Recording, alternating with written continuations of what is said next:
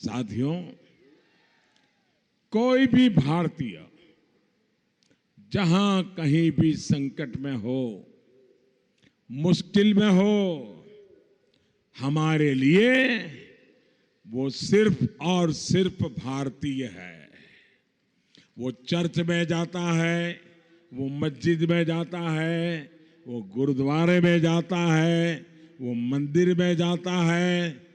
हमारे लिए ये कोई मायना नहीं रखता है, बस वो हिंदुस्तानी है, बस हमारा है और उसके लिए हम सब कुछ करते हैं।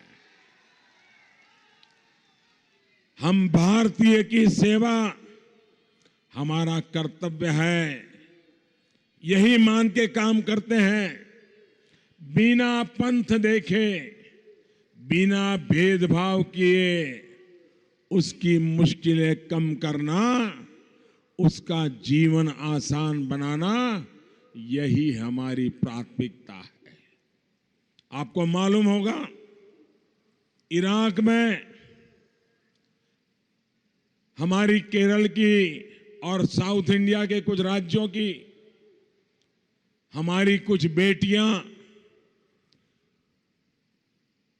इराक में नर्सिंग का काम करती थी। 46 बेटियां आतंकवादियों ने उनको पकड़ लिया और जीवन और मृत्यु के दिन काट रहे थे। उनको बचाने के लिए कहीं चर्च में प्रार्थना हो रही थी, कहीं मंदिर की घंटियां बज रही थी, कहीं नमाज हो रही थी। सबको लग रहा था कि हमारी बेटियों का क्या होगा। लेकिन भाइयों बहनों, वो आपकी बेटी ये चौकीदार की भी बेटी है।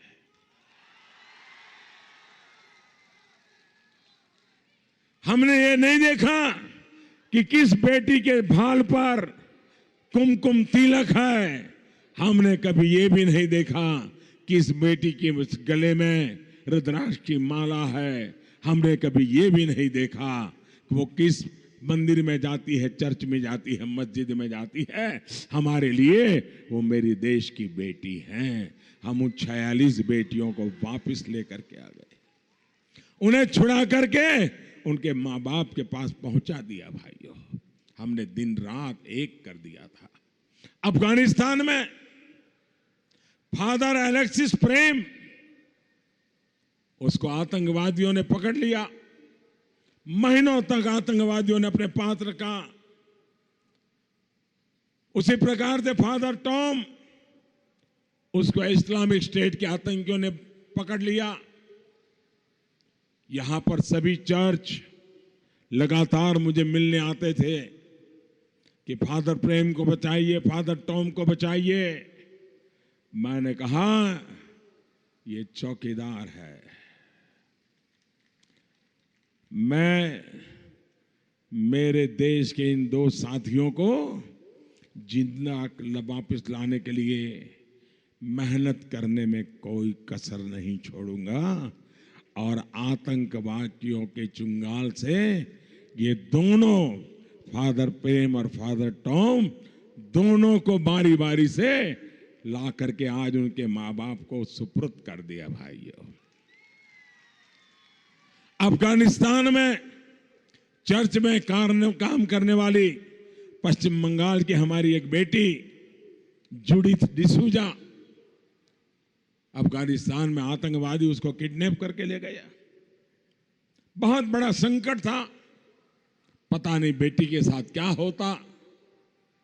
हम धर्म जाति के आधार पर नहीं सोचते हैं। वो बंगाली है, गुजराती है, मराठी है, झारखंड से है, बिहार से, ये नहीं सोचते हैं। हमारे लिए तो वो मेरे देश की बेटी है और उसको भी दिन रात मेहनत करके उस बिटिया को भी जिंदा लौट करके ले आए और कलकत्ता में उसके परिवार को सुपुर्द कर दिया।